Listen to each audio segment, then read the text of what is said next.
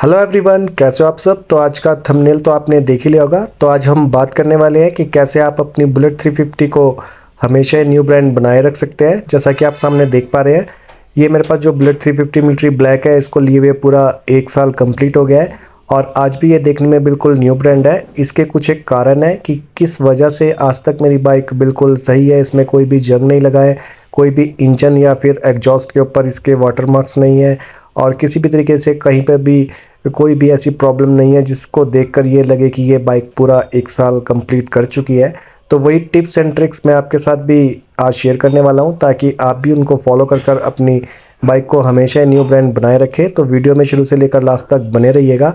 और जो लोग न्यू जुड़े हैं उनसे यही रिक्वेस्ट है कि फटाफट से जाकर चैनल को सब्सक्राइब कर लीजिए और साथ साथ बेल आइकन को भी प्रेस कर दीजिए, ताकि जब भी कभी ऐसी इन्फॉर्मेटिव वीडियो मैं अपने चैनल पर डालूँ तो उसका नोटिफिकेशन आपको मिलता रहे। तो यहाँ पर देखने वाली बात यह है कि अगर आप अपनी बुलेट 350 मिलिट्री ब्लैक को हमेशा न्यू ब्रांड बनाए रखना चाहते हैं तो उसके साथ आपकी कुछ ड्यूटीज़ भी बनती है।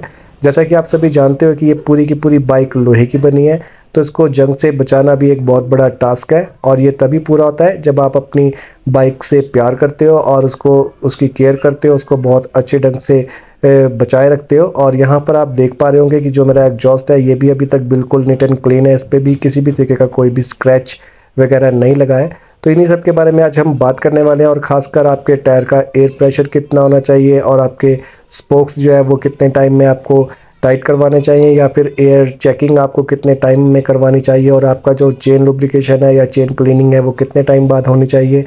और इसके अलावा जो लुब्रिकेशन है आपकी बाइक में वो कैसे होना चाहिए, किस किस पार्ट्स में होना चाहिए, इन सब के बारे में डिटेल में बात होगी। तो चलिए फिर फटाफट से वीडियो को स्टार्ट करते हैं। तो सबसे पहले हम बात करते हैं कि आपके जो टायर हैं उनका एयर प्रेशर कितना होना चाहिए। ये बताने से पहले मैं आपके साथ कुछ एक बातें और भी शेयर करना चाहता हूं कि अगर आपके बाइक का टायरों का एयर प्रेशर सही नहीं रहेगा तो उसकी वजह से आपके क्या क्या नुकसान हो सकते हैं, सबसे पहले उसके बारे में बात करते हैं। तो अगर आपके बाइक के टायरों का एयर प्रेशर सही नहीं है तो उसकी वजह से आपकी एवरेज में फ़र्क आएगा, आपकी बाइक का जो टायर है वो जल्दी जल्दी घिसने लगेगा और वो बहुत ही गंदे तरीके से घिसेगा। अगर आपके टायर में एयर प्रेशर ज़्यादा होगा तो उसका इम्पैक्ट आपकी बाइक में कुछ और तरीके से आएगा, और अगर एयर प्रेशर कम होगा तो उसका इम्पैक्ट आपकी बाइक में किसी और तरीके से आएगा। और इसके अलावा अगर आपकी बाइक में एयर प्रेशर कम होता है तो उसी वजह से आपकी बाइक ओवरहीट भी होती है। कई व्यूवर्स मुझे कमेंट कर रहे हैं पिछले कई टाइम से कि उन्होंने अभी न्यू बुलेट 350 ली है और वो अभी उनको मुश्किल से 100 किलोमीटर तक ही चलाया है और उनकी बाइक ओवरहीट हो रही है। तो उसके बारे में भी कहीं ना कहीं ये आपका जो टायरों का एयर प्रेशर है ये डिपेंड करता है कि अगर आपके बाइक में एयर प्रेशर ज़्यादा होता है तो उसके क्या बैड इफ़ेक्ट आपकी बाइक के ऊपर पड़ते हैं। आइए सबसे पहले उसके बारे में बात करते हैं। तो अगर आपके टायरों में आपका एयर प्रेशर ज़्यादा है तो उसकी वजह से जो इसका मिडल वाला सेक्शन है आपके टायर का, जो आपको बीच में लाइन दिख रही है, मैं इसको थोड़ा सा आपको मार्क कर भी दिखा देता हूं ताकि आप अच्छे ढंग से समझ पाओ मैं किस वाले एरिया की बात कर रहा हूं। तो यहाँ पर जो आपको मिडल में ये वाला एरिया दिख रहा है जिसमें ये लाइन बनी हुई है, अगर आपके टायरों में एयर प्रेशर ज़्यादा होता है तो ये वाला एरिया अप रहता है और जो इसकी साइड है दोनों ये डाउन हो जाती हैं, क्योंकि टायर में एयर प्रेशर होने की वजह से ये वाला एरिया ज़्यादा फूल जाता है। तो उसकी वजह से बीच में से आपका टायर जल्दी घिसने लगता है। और अगर एयर प्रेशर आपके बाइक में कम है तो उसकी वजह से जो आपकी दोनों साइडें हैं, ये वाली साइड और ये वाली साइड, ये प्रॉपर्ली टच होने लगती हैं रोड के साथ ही, चाहे आप स्ट्रेट चल रहे हो या फिर आप थोड़ा लीन कर रहे हो बाइक को।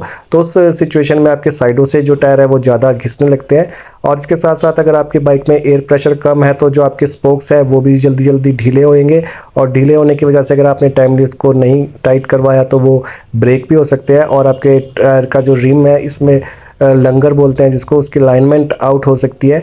तो ये सब कुछ प्रॉब्लम्स आपको तभी आती है अगर आपके बाइक का टायर का एयर प्रेशर सही ना हो। और ठीक यही चीज़ आपको आपके रियर टायर में भी वही चीज़ें देखने के लिए मिलती हैं, पर रियर टायर में थोड़ा सिचुएशन अलग होती है।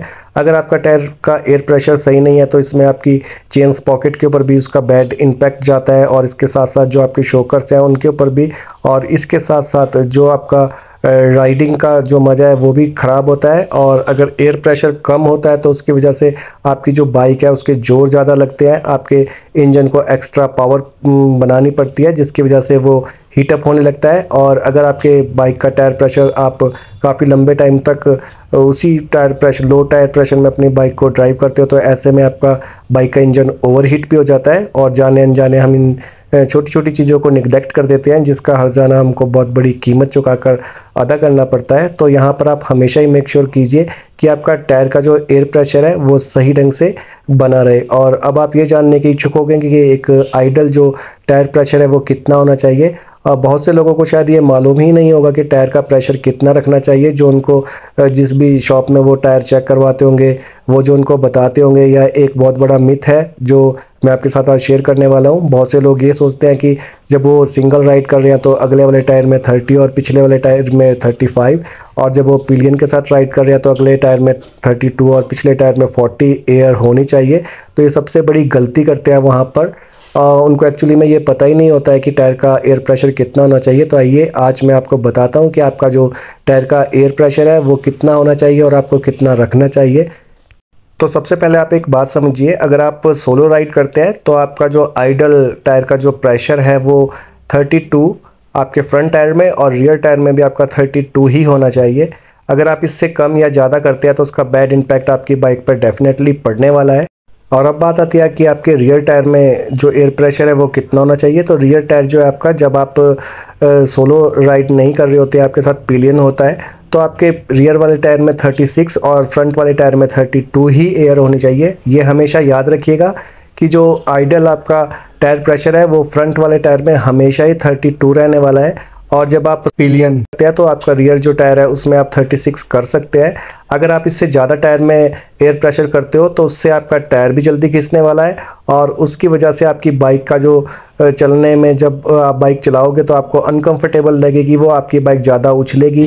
जो छोटा सा भी खड्डा वगैरह आएगा या आप ऑफ रोडिंग करते हो तो उसमें भी आप अनकंफर्टेबली अपनी बाइक को महसूस करोगे कि वो चल रही है। तो हमेशा ये मेक श्योर कीजिए कि आपके फ्रंट वाले टायर में जब आप सोलो राइड करते हैं तो 32 और रियर वाले टायर में भी 32, और जब आप पिलियन के साथ राइड करते हो तो फ्रंट वाले टायर में 32 और रियर वाले टायर में 36 आपका एयर प्रेशर हमेशा ही मेंटेन रहे। अगर आप मेरे द्वारा बताई गई बातों का, छोटी छोटी बातें बेशक है ये, अगर आप इसका ध्यान रखते हो तो इस बात की श्योरिटी मैं आपको देता हूँ कि आने वाले टाइम में आपकी बाइक आपको अच्छा परफॉर्मेंस तो निकाल कर देगी और साथ साथ वो न्यू ब्रांड हमेशा ही बनी रहेगी। तो अब आप अच्छे ढंग से समझ गए होंगे कि जब आप सोलो राइड करें तो 32 आपके दोनों टायरों में हवा होनी चाहिए, और जब आप पिलियन के साथ राइड करें तो फ्रंट में 32 और रियर वाले टायर में आपके 36 आपने एयर प्रेशर रखना है।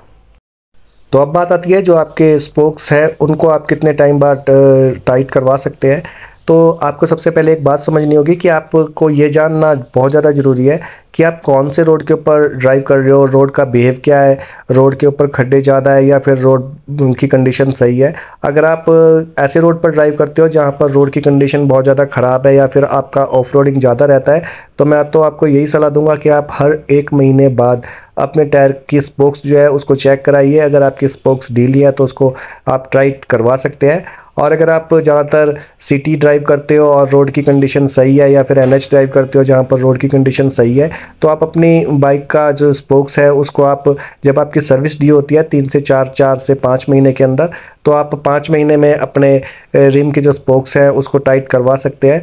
पर जिन लोगों की सर्विस काफ़ी टाइम बाद करवाते हैं वो, जैसे कि उनका किलोमीटर कंप्लीट नहीं होता है और किलोमीटर कंप्लीट होने में उनको कम से कम 5 से 7 महीने लग जाते हैं, तो ऐसी कंडीशन में आप अपनी बाइक के जो स्पोक्स हैं उसको आप जल्दी जल्दी चेक करवा सकते हैं। जैसे कि शॉर्ट टर्म के लिए अगर माना जाए तो आप 3 से 4 महीने में एक बारी चेक करवा लीजिए कि आपके स्पोक्स कहीं ढीले तो नहीं हुए हैं। अगर आप इन बातों का ध्यान रखोगे तो उसकी वजह से भी आपकी बाइक की परफॉर्मेंस अच्छी हमेशा ही बनी रहेगी, क्योंकि अगर आपके स्पोक्स ढीले होंगे तो उसकी वजह से जो आपका रिम है उसके बैंड होने के चांसेस बढ़ जाते हैं। और अगर आपका स्पोक्स ज़्यादा ढीले है तो शुरू शुरू में तो वो 1 से 2 स्पोक आपके टूटेंगे। अगर आपने तब भी उसको निगलेक्ट किया और आपका ध्यान नहीं गया उस चीज़ के ऊपर, तो आने वाले टाइम में आपको देखने के लिए मिलेगा कि जो आपका रिम है वो ही बैंड हो चुका है और ऐसे में उसका सीधा सीधा असर आपकी पॉकेट के ऊपर पड़ने वाला है। और यहाँ पर बहुत से व्यूवर्स शायद नहीं जानते होंगे, जो आपके स्पोक्स व्हील होते हैं ये कहीं ना कहीं आपकी जो शॉक्स होते हैं, जो आपके झटके लगते हैं रोड के ऊपर चलते हैं जब आप, तो उसका इम्पैक्ट जो आपकी बॉडी के ऊपर आता है, जो आपकी चेसी फ्रेम पर आता है, तो उसको भी काफ़ी हद तक ये स्पोक्स कम कर देते हैं। और जो आपका एलॉय व्हील होता है वो इतना झटका बर्दाश्त नहीं कर सकते हैं और वो टूट जाते हैं। जैसा कि आप सभी जानते होंगे कि जितनी भी कंपनीज़ की ऑफ रोडिंग की जितनी भी बाइक्स होती हैं वो उन सब में आपको स्पोक्स रिम ही दिए जाते हैं बजाय एलॉय व्हील के, क्योंकि जो स्पोक्स की स्ट्रेंथ होती है वो एलॉय से ज़्यादा होती है और उनकी परफॉर्मेंस भी अच्छी होती है। तो यहाँ पर आप अच्छे ढंग से आप समझ गए होंगे। बहुत सारे व्यूवर्स ये कमेंट करते हैं कि उनको अपनी बाइक में एलॉय व्हील डलाने हैं, तो मैं तो जिन लोगों का ऑफ रोड ज़्यादा है या फिर जो ऑफ रोडिंग के शौकीन हैं उनको मैं हमेशा यही सलाह देता हूँ कि वो अपनी बाइक में हमेशा ही स्पोक्स व्हील को ही साथ लेकर चले, कभी भी एलॉय व्हील ना डलवाएं, क्योंकि एलॉय व्हील अगर आप डलवाओगे तो उसका बैड इम्पैक्ट आपकी बाइक के ऊपर जाने वाला है। और अगर आप ऑफ रोड करते हो तो ऐसे में आपके जो एलॉय व्हील्स हैं वो जल्दी से क्रैक भी हो सकते हैं। तो अपनी राइड को अगर आप सेफली चलाना चाहते हो तो ऐसे में आपको हमेशा ये मेक श्योर करना पड़ेगा कि अगर आप ऑफ रोडिंग ज़्यादा करते हो तो आपकी बाइक में स्पोक्स व्हील ही हों। तो अब बात करते हैं जो आपका टायरों का हम सेक्शन हमने कंप्लीट कर लिया है, आपका स्पोक्स का सेक्शन भी कंप्लीट हो गया है और आप आशा करता हूँ इन दोनों बातों को अच्छे ढंग से समझ चुके होंगे कि आपके बाइक का टायर प्रेशर और आपके स्पोक्स का टाइमली टाइट होना कितना ज़्यादा ज़रूरी है। तो अब बात आती है आपकी चेन की। चेन लुब्रिकेशन आपको कितने टाइम बाद करना चाहिए, चेन की कंडीशन कैसी होनी चाहिए, कितना उसको क्लीन रखना चाहिए और कितने टाइम बाद उसकी सर्विस होनी बहुत ज़्यादा लाजमी है। तो आइए अब इसके ऊपर थोड़ा सा बात कर लेते हैं। तो यहाँ पर आप एक अच्छे ढंग से बात समझ लीजिए कि जो आपका इंजन पावर जनरेट कर रहा है उसको आपके टायरों तक आपका चेन स्पॉकेट ही लेकर आ रहा है। और अगर आपके चेन स्पॉकेट की हालत खस्ता है, आपका चेन स्पॉकेट या तो लूज़ है या फिर ज़्यादा टाइट है या उसके टिथ कटे हुए हैं, तो आपकी जो इंजन पावर को प्रोड्यूस कर रहा है वो किसी भी तरीके से आपके टायर तक अच्छे तरीके से नहीं पहुंच पाएगी और ऐसे में आपकी जो बाइक की परफॉर्मेंस है वो पुअर होगी।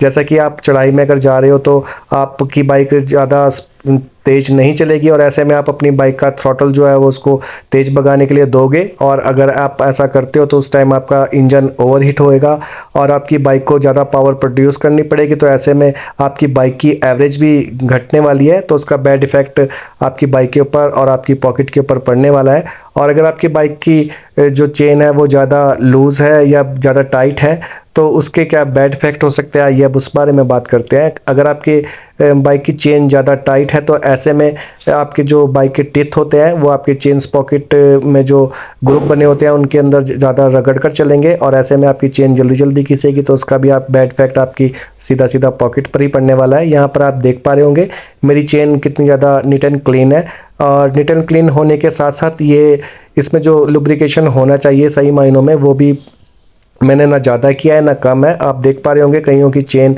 बहुत ज़्यादा ऑयली होती है और ऐसे में अगर आपकी चेन ज़्यादा ऑयली होती है तो उसमें भी डस्ट पार्टिकल चिपक जाते हैं जो आपकी चेन को जल्दी जल्दी घिसने लगते हैं और ऐसे में आपको जल्दी से अपना चेन स्पॉकेट चेंज करवाना पड़ता है। तो इसका सबसे आसान तरीका है वो आपका है कि आप अपनी बाइक की चेन को हमेशा ही क्लीन रखें और इसको क्लीन करने का जो सही टाइम पीरियड है वो 15 दिन है। 15 दिन में आप एक बार ही जब भी वॉशिंग करवाते हो तो अपने इस चेन स्पॉकेट का जो ये बॉक्स आप सामने देख पा रहे होंगे इसको ओपन करवाकर अच्छे ढंग से डीजल, पेट्रोल और मोबिल तीनों चीज़ों को मिक्स करवाकर आप अपनी चेन को अच्छे ढंग से क्लीन कराइए। ये सामने आपको चेन स्पॉकेट बॉक्स दिख रहा होगा, इसको ओपन कराकर अच्छे ढंग से क्लीन कराइए। और मैं तो आपको यही कहूँगा कि किसी भी आप लुब्रिकेशन के चक्कर में मत पड़िए। जो गेयर ऑयल होता है आपका सिंपल गेयर ऑयल वही आप इसमें डलवाइए और आप हर वीक में एक बार ही अपने चेन में वाटर प्रेशर मरवा दीजिए। तो उस टाइम आपने ऑयल वॉश नहीं करवाना है, वाटर प्रेशर मरवाने के बाद आप उसमें फिर से गेयर ऑयल डलवा दीजिए। इससे आपके जो चेन की लाइफ है वो अच्छी बनी रहेगी और आपकी बाइक आपको अच्छी परफॉर्मेंस निकाल कर हमेशा ही देती रहेगी। तो अब थोड़ा कॉस्मेटिक के बारे में भी बात कर लेते हैं। तो यहाँ पर आप देख पा रहे होंगे जो मेरा एग्जॉस्ट है वो बिल्कुल ही नीट एंड क्लीन है, इस पर किसी भी तरीके के कोई भी स्क्रैच नहीं है, बॉडी के ऊपर किसी तरीके के कोई भी स्क्रैच नहीं है, इंजन के ऊपर कोई भी वाटर मार्क्स नहीं है। इसके अलावा मेरी बॉडी में कहीं पर भी बाइक की जंग नहीं लगा हुआ है।